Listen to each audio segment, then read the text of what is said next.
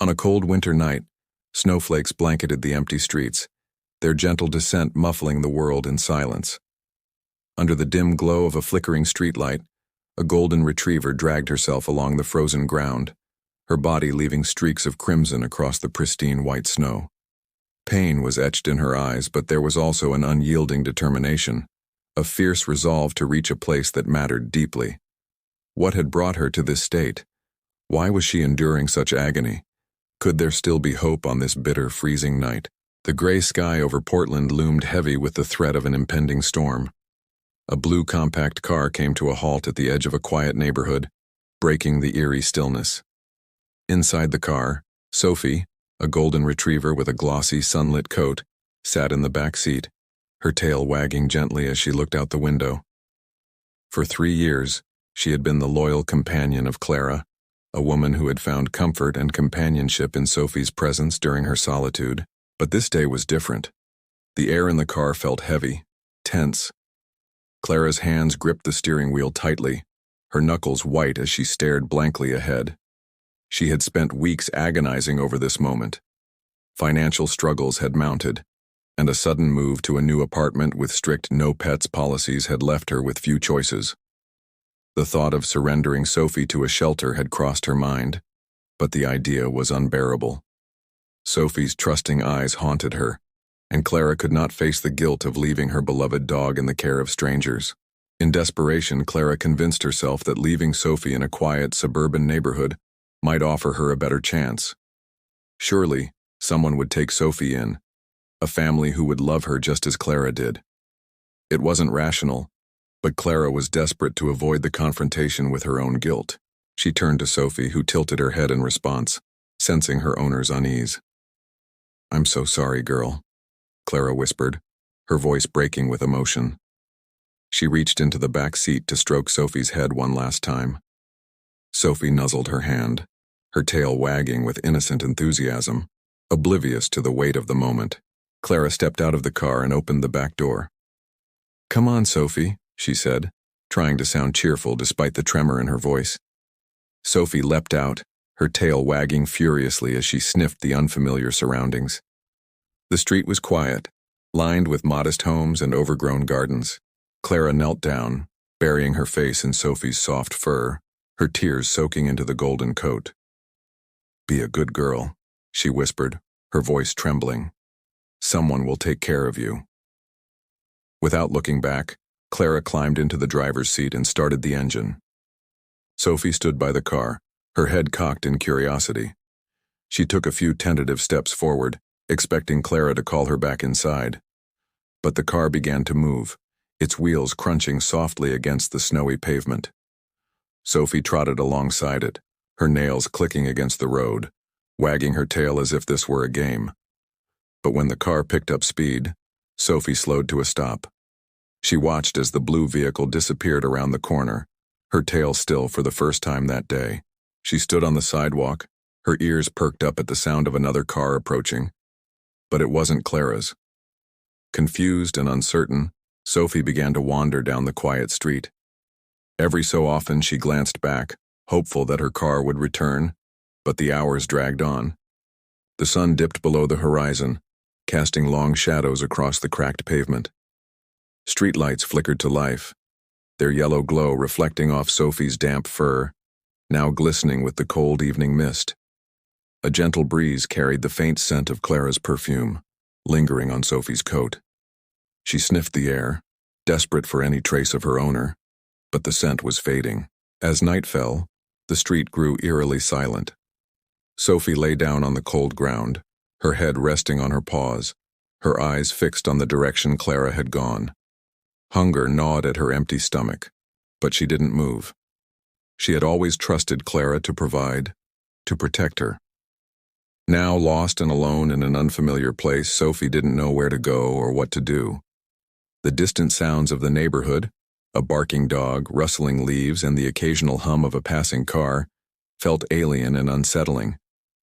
A group of raccoons scurried past, making Sophie lift her head briefly, but she lowered it again, her body trembling from the cold and the realization that Clara wasn't coming back. By midnight, Sophie could no longer ignore the ache in her stomach. She stood, her legs stiff from hours of lying still, and began to wander. The once quiet neighborhood now felt ominous under the cover of darkness. She sniffed at trash bins, but they were sealed shut, offering no relief. A stray cat hissed and swiped at her when she ventured too close, forcing her to retreat. Her golden paws ached from walking aimlessly on the rough pavement, the smooth pads unused to such harsh terrain. As dawn broke, Sophie found herself in an industrial part of town. The air smelled of rust and oil, mixed with the faint, unpleasant scent of garbage. The abandoned warehouses lining the narrow streets loomed over her like silent sentinels. Her once pristine coat was now matted and dirty, her tail drooping low. She stumbled across a shallow puddle and drank deeply, grimacing at the metallic taste but grateful for the moisture. Her stomach growled loudly, but food remained out of reach. As the morning wore on, Sophie wandered into a small, overgrown park. A broken bench sat beneath a gnarled tree, offering a semblance of shelter. She curled up beneath it, seeking refuge from the biting wind. Her eyes drooped with exhaustion, but she remained alert, her ears twitching at every sound. Sophie's mind struggled to process why Clara had left her. She had always been a good dog, obedient, loyal, and affectionate. What had she done wrong? What had changed? Days turned into nights as Sophie roamed the unfamiliar streets, her once hopeful demeanor replaced with cautious resignation. She learned to avoid busy roads and sought quieter areas, her instincts sharpening with each passing day. Hunger gnawed at her constantly, her golden coat now streaked with grime, and her ribs began to show beneath her thinning fur. Despite her struggles, Sophie's hope flickered faintly. Every car that passed made her ears perk up, and every figure in the distance caused her tail to wag briefly. But the cars never stopped, and the people never called out to her. Invisible in a city too busy to notice, Sophie pressed on. The storm of abandonment and survival was far from over, but somewhere deep within her, a mother's fierce determination was beginning to stir, a resolve that would carry her through the days to come. The dim light of Emma's flashlight illuminated the engraved name on the worn leather collar. "Sophie," Emma whispered, her voice trembling as she traced the faded letters with her fingers. The coincidence was striking, a name so familiar, it tugged at her heartstrings with uncanny force. She glanced at the injured dog lying in the cold, drenched in the relentless rain. Sophie, as if sensing the familiarity of her name on Emma's lips, let out a soft whimper, her tired eyes locking with Emma's. Emma felt an overwhelming sense of purpose flood her chest. It was as if fate had led her to this very moment. With no time to dwell on the emotional weight, Emma worked quickly. Using her raincoat and a discarded piece of plywood, she fashioned a makeshift stretcher for Sophie.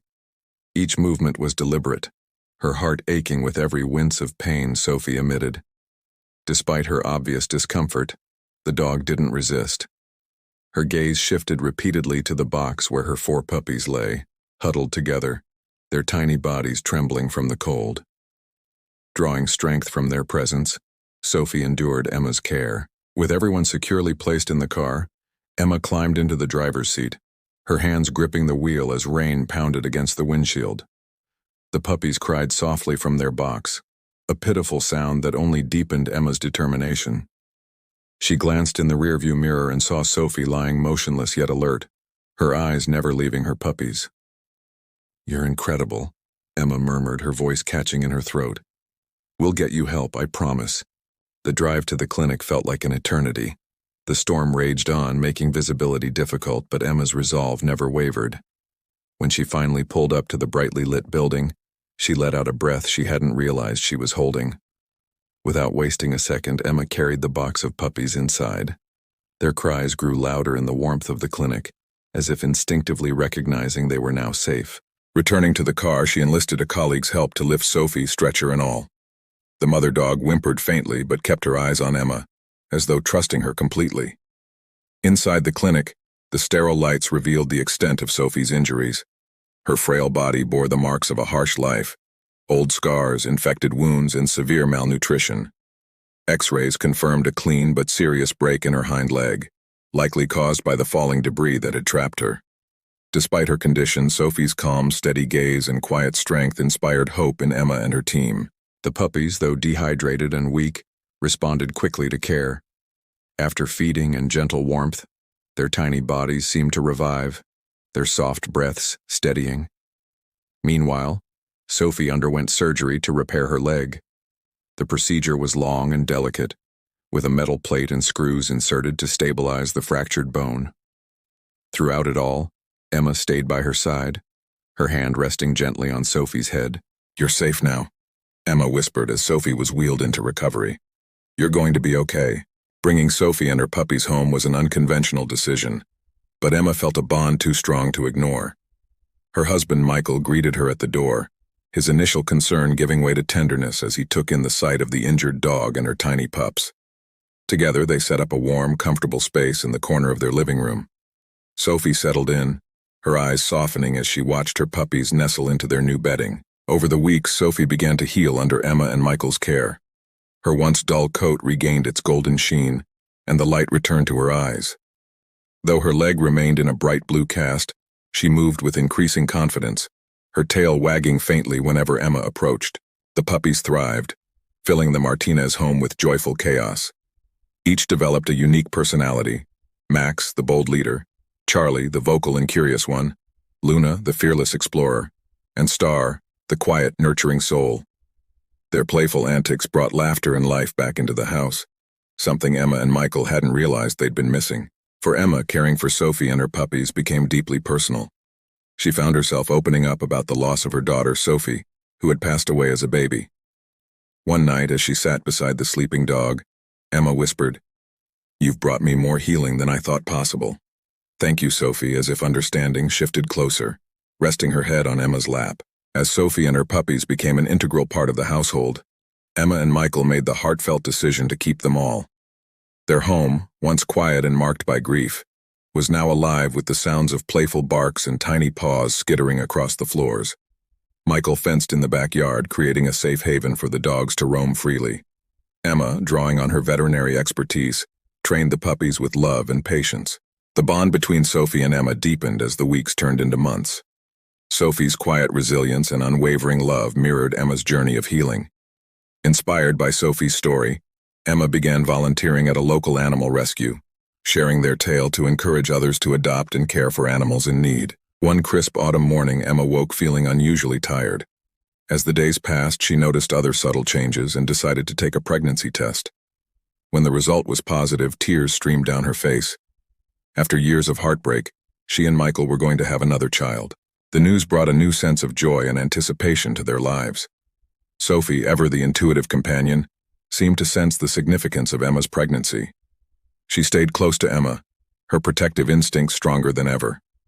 The puppies, now growing rapidly, mirrored their mother's behavior, often curling up at Emma's feet or following her around the house. When baby Sophia Grace Martinez was born on a snowy December evening, it felt like the culmination of every blessing Sophie had brought into their lives. Named after Emma's first daughter, and a testament to God's grace, the baby filled their home with even more love. Returning from the hospital, Emma introduced the newborn to Sophie. The dog sniffed gently at the baby, her eyes soft with understanding.